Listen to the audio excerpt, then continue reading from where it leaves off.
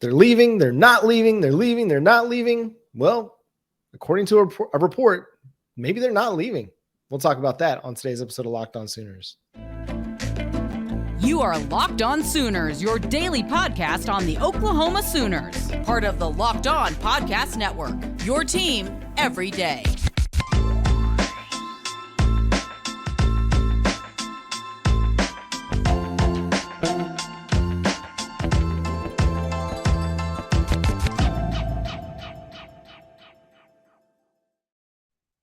What's up, Sooner Nation? Welcome to Locked On Sooners, a special edition of Locked On Sooners on a Friday afternoon.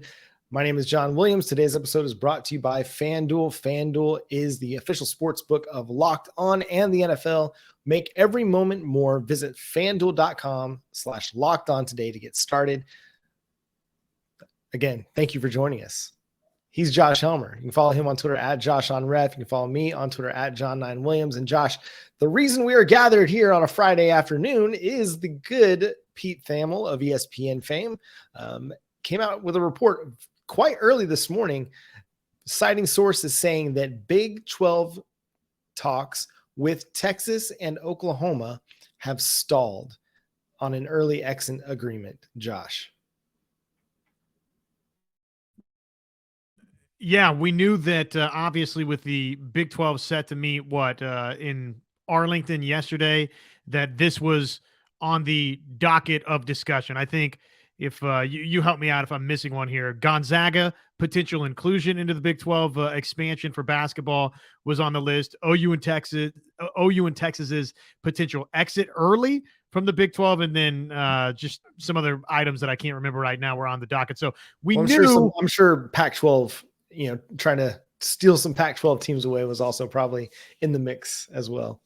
No doubt. And that'll be interesting to follow for the future of the Big 12. But we knew that there was going to be, if not immediately, some sort of fallout or probably a report or two coming out of this thing, just which direction was this headed, because we knew from Dennis Dodd's recent report that Oklahoma and Texas, and not that it should be surprising, John, but they had made an exit offer. So there was an exit offer. It had been rebuffed by the Big 12 and the other powers that be, the parties that be in this, which would be ESPN and Fox. Whatever that initial exit offer was, it was no thanks from all the other parties involved. So one way, shape, or form, in one way or another, there was going to be some kind of movement here, or in the case that we find out now, no movement at all, John, which is, of course, substantial, because the report from Pete Thamel is that basically based on what happened at the Big 12 meeting with all these different powers and, power brokers that be of the Big 12 conference and, Fox, ESPN, whoever all is involved in this, the report now is that they think that it's trending toward Oklahoma and Texas staying for the duration of the Big 12 grant of rights, that they won't be leaving 1 year early to the SEC. So just generally speaking, what was sort of your first couple of reactions to the report? I think initially not at all that surprising, maybe a little bit surprised, but based on Dennis Dodd's report earlier in the week that Oklahoma and Texas had made an offer to the Big 12 and it was just outright rejected. It kind of felt like it was heading this way. Now, I know a lot of people feel like that there's like some hard deadline on which a negotiation or an agreement must come to. I don't really feel that way. I feel like they've got plenty of time. I mean, they've really got until, what would it be, February of next year before they have to come out with the 2024 schedule to finalize an early exit deal. Some people are trying to push that up and say, no, they gotta be done sooner than that. I mean, why? What would hold everybody up to make it so that they have to have an agreement like this month, next month, this summer, during the football season? To me, the kind of the final hard deadline is whatever date is set in the grant of rights agreement to have your schedule to the media partners so that they can start planning their schedule, their broadcast schedule, their, how do they deploy their teams, things like that. So to me, there's time on it. Although it does feel like things are pushing more towards the direction that, okay, we're going to play out the string in the Big 12. And before we go to the SEC, it feels a lot like this is Fox and Fox Sports really trying to get as much value out of Oklahoma and Texas as they possibly can, which, I mean, again, is well within their rights based on the contract that's there. And I kind of joked about it on Twitter. I said, maybe they're just really holding out for that Jackson Arnold, Arch Manning, Red River Showdown in 2024, if that ends up being the two starting quarterbacks at the time. So yeah, man, there's a lot of different, elements to this that are at play, but it really comes down to, and it's stated in Pete Thamel's report from a source. It says there's no formal timeline or brink from which you can't come back. An industry source told Pete Thamel, but this is where things are right now. A deal is unlikely. So right now it's unlikely. Could it be more likely 6 months from now? 12 months from now? That's the question. And we've talked at times about whether Oklahoma and Texas have much leverage in these negotiations. And the reality is they don't have a whole lot. The only real leverage that they have and the only real chip they can play is, okay, do you want, as the Big 12 conference, do you want us kind of overshadowing in this conversation, overshadowing your expansion, you moving forward as a conference, or do you just want to let us out, and then you can start to move forward and build your identity as a conference, bringing in new brands and creating a whole new feel and dynamic for your conference moving forward. And really it comes down, I mean, I think the Big 12 doesn't need to worry so much about that, and I don't think they are going to care, but that could be a thing. I mean, it's very likely that Oklahoma and Texas are representing the Big 12 in the Big 12 championship game this year. And if that's the case, potentially they're representing the Big 12 in a Big 12 championship game the following year. And with expanded playoff in 2024, there's a good chance that the only Big 12 representatives in the expanded college football playoff could be Oklahoma and Texas. So how much do they want their conference, their brand, being represented by teams that are on the way out? That's the question that they have to ask themselves. But maybe they don't care. Maybe it just comes down to what's the dollar figure going to be for us. We don't need the emotional tie. We don't need what it looks like. We're not concerned about the PR aspect of it. We just want the dollars. So show us the money, or show us the games that are going to bring us the money, and then we'll make it work. The timeline to still maybe get this thing done. I like what you said, that basically as we were waiting, when is this schedule going to drop? When is this Big 12 schedule going to drop?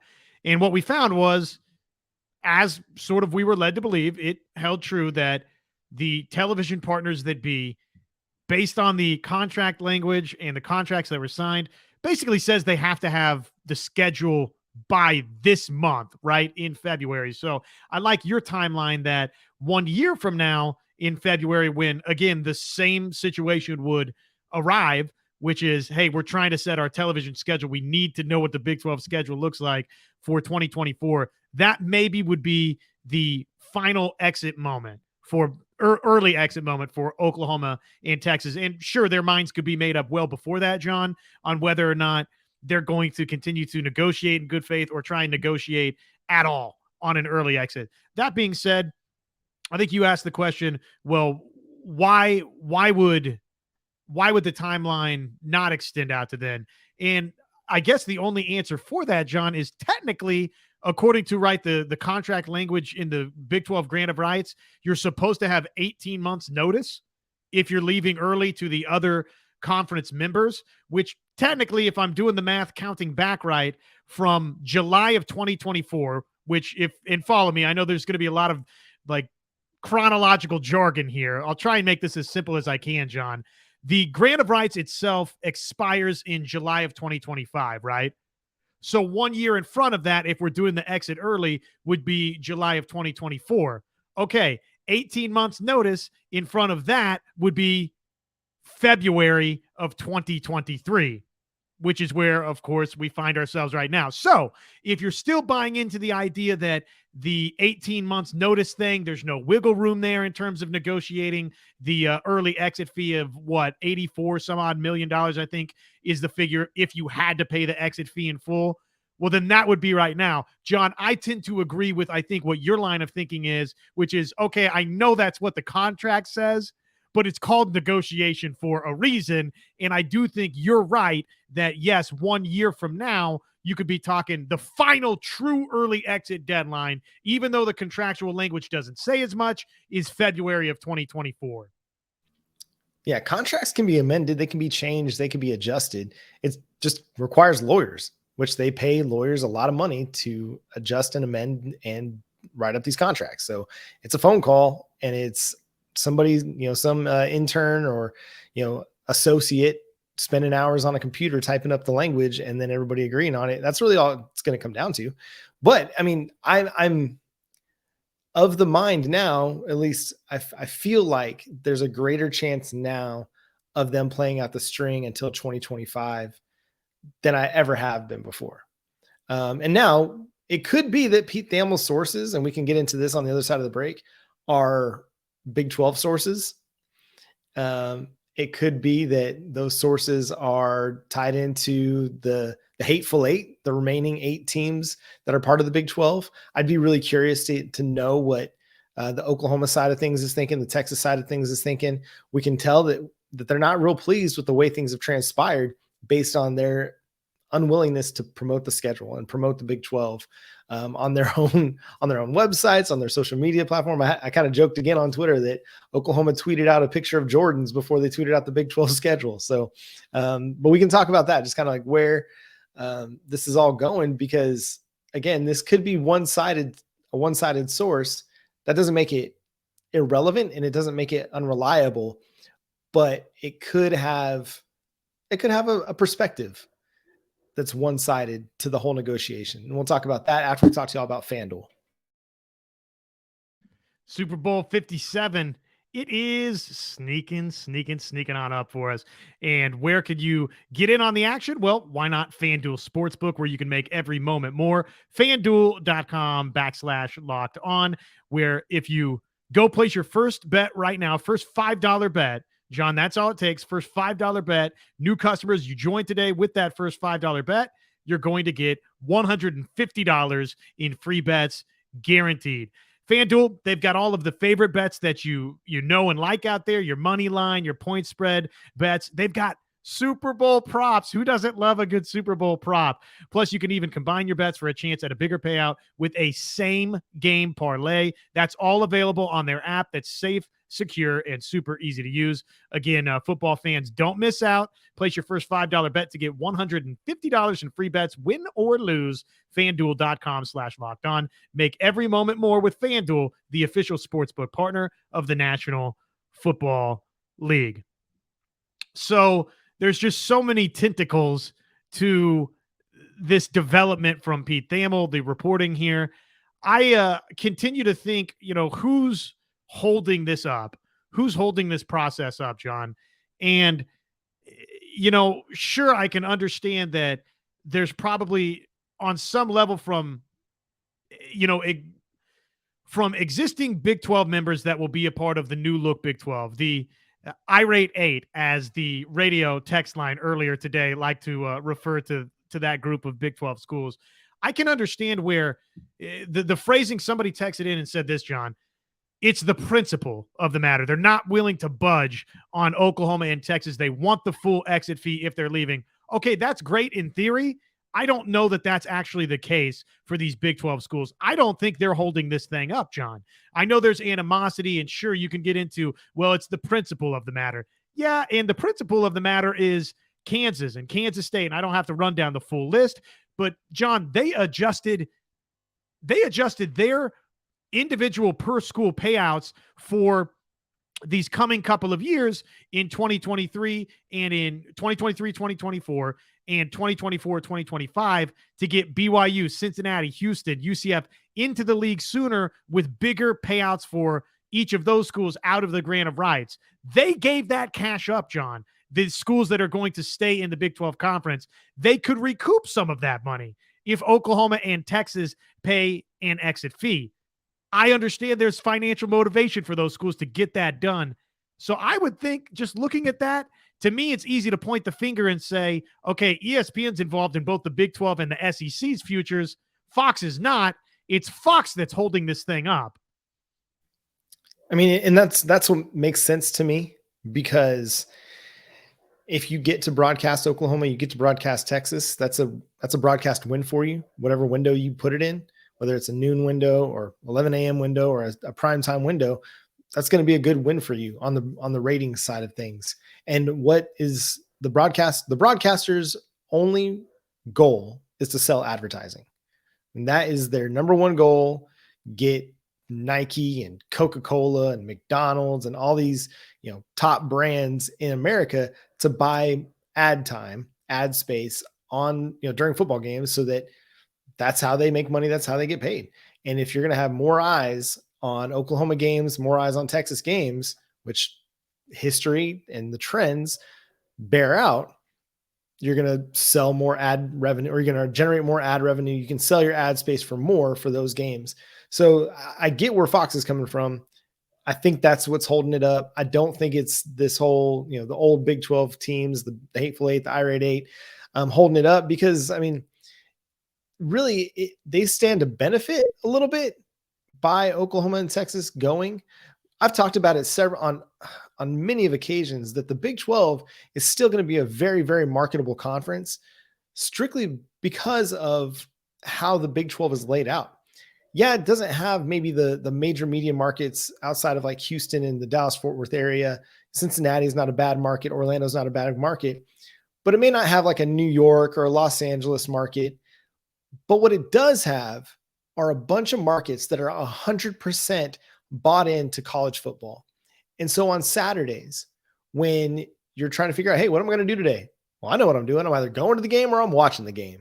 And if you're from, Ames, or you're from Lawrence, or you're from the Kansas, area, in Kansas at all, and you're watching K-State or Kansas Jayhawks football, that's what you're doing on Saturday. Same for, what goes on down in Waco. Like, that's what's happening. And so they may not have as many eyes as Syracuse does up in New York, or USC or UCLA does in Los Angeles, but they're going to have a higher percentage of those eyes on television or watching their televisions every single Saturday. And so the Big 12 is still going to be in a really, really good spot, even after Oklahoma and Texas leave, just based on how football is set up and the locations it's set up in. They're going to dominate the market, and they're not going to have to share time with, a big time basketball, NBA team, or an NFL team, or a Major League Baseball team. And yeah, I'd love being in Oklahoma, and I'd love to have a Major League Baseball team in Oklahoma. That'd be fantastic. At the same time, Oklahoma, for September isn't going to have to share eyeballs. They're not going to share, ticket sales with a Major League Baseball team. They have to share some time with the Oklahoma City Thunder, but a lot of that doesn't overlap. So it's okay. Or an NFL team. So the Big 12 is going to be okay. I don't think they have any real motivation other than getting the best payout that they can, to get the best buyout that they can from Oklahoma and Texas. But I don't think that they're drawing a hard line in the sand, much like I think maybe Fox is, because they know that after 2024, they don't have Oklahoma and Texas anymore. They're not going to get that opportunity. Agreed. I think that even if there is a little bit of a hard line being drawn in the sand right now for these Big 12 members that are going to stay, long-term in the league, that's budgeable to me as we go forward. The television side, if that's the entity that's like, we're not getting the right inventory back, that idea had gotten floated around, John, about basically trading inventory to a degree, which is, hey, Oklahoma and Texas will schedule non-conference dates versus these Big 12 members. And if Fox basically heard that offer, whatever that pitch was, and didn't like it, there might be no wiggle room, right? And if that's the entity where there's no wiggle room, that creates some serious issues in terms of you might just have to pay the full exit fee if you're Oklahoma and Texas and you're dead set on getting out early, which to me, let's discuss this next, John. The closer you get, and I've said this for a while, the closer you get to the actual grant of rights expiring, if there's 1 year left in the league, to me, why pay the exit fee? Why not just deal with it for one more go around? I don't think that it's all negative being in the Big 12 conference. I think there's some positives. some pros of the situation that we can dive into for Oklahoma. There's obviously some cons as well. If you're Oklahoma and Texas, you want to rip that Band-Aid right off and just get to the SEC. It's been clear you've wanted to do that for some time, but as this thing develops the way it's unfolding, John, I don't think it's all bad for either Oklahoma or Texas to remain in the Big 12 conference. So we can toss some of those pros and cons list around if you'd like. Yeah, we'll do that here after I talk to you about Built Bar. It's the best tasting protein bar ever. Easy to eat, 100% covered in chocolate. Tastes great and great for you. Low calories, low sugars, low carbohydrates, high in protein, and so many great flavors like peanut butter brownie, mint brownie, coconut almond, coconut brownie chunk, cookie dough brownie chunk. Just so many fantastic flavors for you. You can go check it out at built.com. You can use our promo code LOCKED15 to get 15% off your order over at built.com. So Josh, share with me, what's one of the positives for Oklahoma and Texas to stick around in the Big 12? Well, point blank, it's $80+ million. So if the bottom line is the bottom line, John, and whether it's the Big 12 or whether it's Fox, I don't think it's ESPN, but whatever. They're part of this too, so toss their name into the ring as well, even though, again, to me, that's the unlikeliest suspect of all because, again, they've got broadcasting rights going forward for both the Big 12 and the SEC. So it would make sense that they'd be upset about whatever Oklahoma and Texas decide to do.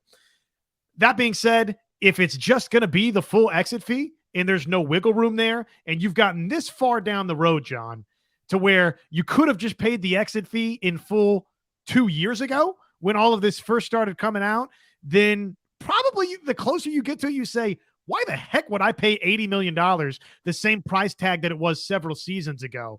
There's no reason to do that. So positive number one is simply financial. You don't have to pay everybody else all of that money, and you get your regular grant of rights share that you would have been given in the Big 12 conference, and you proceed business as usual like you were a happy member of the grant of rights all along, John. And you can apply that in a number of different areas, whether you want to just make that strictly the coaches' salaries on campus, whether that is now all of a sudden it's like, look at this magic $80 million we didn't know we were going to have. Now that goes to some facilities projects across the board for Oklahoma. So it's not the worst thing to, again, find $80 million that you didn't know that necessarily you were going to have.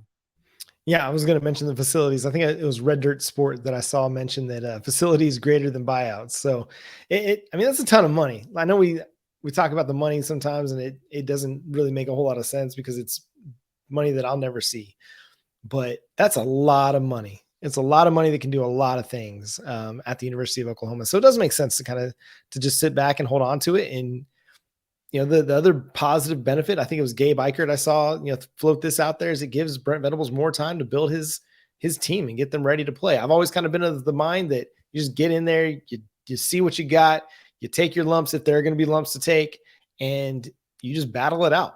But in this way, you can continue to build your depth, build your roster, build your talent stock. And then when you go into the SEC, you're maybe a little bit more prepared. The other potential benefit here is it gives Jackson Arnold a year in the Big 12 as a full-time starter before jumping into the SEC. As it were, if they were going to go in 2024, then his first, collegiate start potentially could be against, well, it wouldn't be against the SEC, but it'd be in a non-conference, but his first conference game would then be against an SEC team. And who knows who that could be? That could end up being a Georgia or an Alabama. So this way he gets to get his feet wet a little bit more, maybe against a Houston or against a Kansas or something like that come 2024. So I think there are some positive aspects. And then there's just and you can, jump on some of that here in a second, but there's also just the idea that, like, okay, Oklahoma and Texas at least lived up to the agreement that was made by the conference before they left. And I know, like, it'll all be perception. Oklahoma and Texas wanted to leave earlier, but if they end up staying, it's like, it's, you fulfilled your 2 weeks notice. You know what I mean? Like, you put your 2 weeks in and you hung in there, you stayed for the 2 weeks, or in certain circumstances, if you gave a month, you stayed the month. And you kind of did the good soldier and you played out the string a little bit. So I think maybe that could potentially maybe lessen some animosity between Oklahoma and Texas and then the remaining 8 of the Big 12. Maybe not. Maybe they'll always hate Oklahoma and Texas forever. Who cares? I don't know. I mean, I know we still kind of have some animosity towards Texas A&M and even towards Texas for how the Longhorn Network kind of drove a wedge in the Big 12 and sent Colorado to the Pac-12 and Texas A&M to the SEC and Nebraska, Missouri to the SEC and Nebraska to the Big 10. It's like, maybe they'll never get over it. Who knows? But hey, that's just kind of life in college realignment. I do think, for nobody in the Big 12 are they going to feel that way. They're going to feel, again, that Oklahoma and Texas jeopardized potentially their futures. As, if I'm a Kansas fan, a K-State fan, a Baylor fan, whoever, right? I agree. I feel that way. If I'm a fan of those schools, Oklahoma and Texas did jeopardize your future, if only for a moment. In a roundabout way, it's almost, I'll never say it's better for those schools because it's not. Keeping Oklahoma and Texas, the gravy train would have been better with those two involved. It just is that simple. For every other Big 12 school, it would have been better for them. Whether or not they want to admit it, it would have been better for them in their school to keep Oklahoma and Texas around, if only from a financial sense. But in a way, it's not kind of worked out the worst way here that, they went out and got these 4 other schools. And John, I think it sort of expedited the Big 12 commissioner change process, right? So the swap from Bowlesby to Yormark, I think that just because of what happened with Oklahoma and Texas, that sped that up to where you got somebody new in who was going to go out and be aggressive and get new schools in this league. And by the way, is not necessarily done in that regard, whether it's a Gonzaga, whether there's full-time members still to be added from the Pac-12. So in a roundabout way, what you're saying is correct, even though it's not going to, I think, ever be received that way by other Big 12 fan bases. It could wind up not being the worst thing long-term for those schools. But full circle back to the, why is this a pro or a con for Oklahoma? The roster construction part of it, John, to me, I can make a case either way. I hear what folks are saying out there that, hey, this gives Brent Venables, it gives this staff more time. You're going to be SEC ready when they go now. And I hear that, but I kind of feel like, one more recruiting, one more signing class, you are already going to basically be there anyways. And I tend to agree with a lot of what you're saying as well. And I think I've said as much right here. Don't you just want to rip the Band-Aid off and find out where you're at in the SEC pecking order? I mean, continuing to kick the can down the road.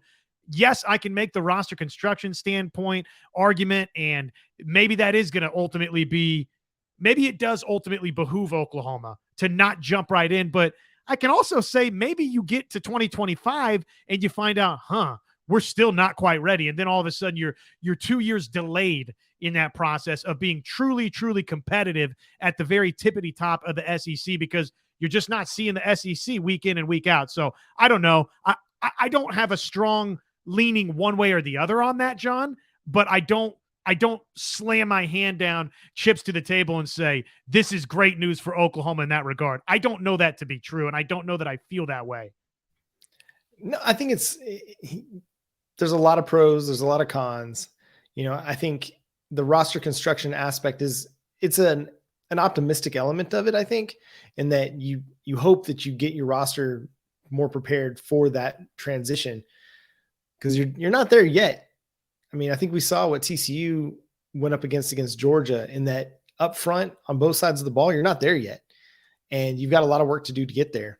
But yeah, you weren't going to get there necessarily by not being in the SEC. Like, being in the Big 12 may not get you there if you don't land a David Stone or a Zadavian Sims, like we talked about on last night's show. If you don't land some of these, highly thought of offensive line and defensive linemen that have size and strength and pass rush ability and run stopping ability, that are 4 or 5 star guys consistently, and multiple ones of them in a recruiting class, then you're never going to be there, really. Like, you'll be able to be competitive, but when it comes to taking the next step and making the leap to get above Georgia and Alabama, it's going to be hard to do that without elite offensive line and elite defensive line play. And the way the easy, I don't want to say the easiest way, but the most reliable way to get there is by landing consistently 4 and 5 star guys to plug in on your defensive and offensive line. Now, they got a couple of them, Adepoju Adebare, Derek LeBlanc, really good players. On the offensive line, they got several guys that all of a sudden are now 4-star guys. And, Caden Green, and I think I saw Logan Howland got a 4th star in the top 247, and Josh Bates, Heath Ozida was a 4-star, I think, over on On3. So you got a bunch of guys that are trending upward, we'll say. But you got to do that consistently, class after class after class after class. So you hope that you get there.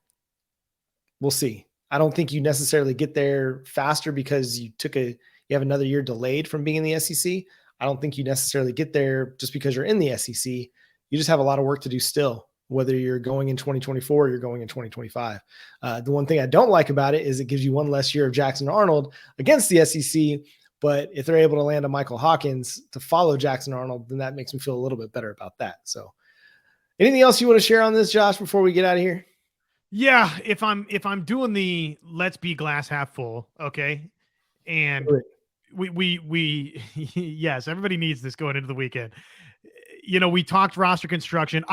I'll entertain that argument, but even more than even just that standpoint, John, because I don't think they're as far off from a roster construction standpoint, maybe as we think. I mean, they could be wildly improved as soon as this season, right? And I don't know, necessarily outside of just the results were poor, how far off necessarily you were. Probably you were a little ways off, but that could be vastly improved as soon as this season based on what they did out of the transfer portal. Again, this 2023 signing class.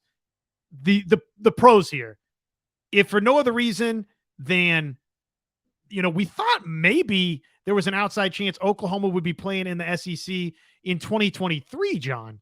So now it sounds like, okay, not going to be 2024 either. If for no other pros or cons, but the positive side here for Oklahoma, man, it's right now today, it doesn't feel like the worst thing that Oklahoma's not playing in the SEC in 2023, coming off a 6-7 season. So we don't know how next year's going to play out yet, but if Oklahoma can go out and regain its throne in the Big 12 in back-to-back seasons and then leapfrog off into the SEC, to me, that's another pro for Oklahoma to have the ball rolling downhill would be, you've already got that in recruiting. I think you're going to continue to have that in recruiting with this 2024 signing class, but rubber meets the road, and you'd like to have that on the gridiron itself too, back to winning Big 12 championships. So that to me, John, would be another positive for Oklahoma if they regain their footing and go win this league 2 years in a row going into the SEC. And that would be the ultimate joy for Oklahoma fans and misery for everybody else in the Big 12 to have Oklahoma and or Texas kind of be, but we don't want that. We don't want Texas to win. Be the Big 12 champion heading out the door. That would just be the ultimate kind of shiv in the side of the Big 12 in the yard. So that's going to do it for today's episode of Locked On Sooners. Thanks so much for tuning in and being a part of the show. Make sure you subscribe to the show wherever you get your podcasts. We're free and available on all podcast platforms. Again, follow Josh on Twitter at JoshOnRef. You can follow me on Twitter at John9Williams. Follow the show at Locked On Sooners. And we'll be back next week to continue to break down this. I'm sure we'll get more notes on this over the weekend as other reporters get on the story and start to flesh this out a little bit. We'll come back Sunday night, and we'll talk more about that. But until next time, he's Josh Helmer. I'm John Williams. We'll catch you then. Boomer Sooner.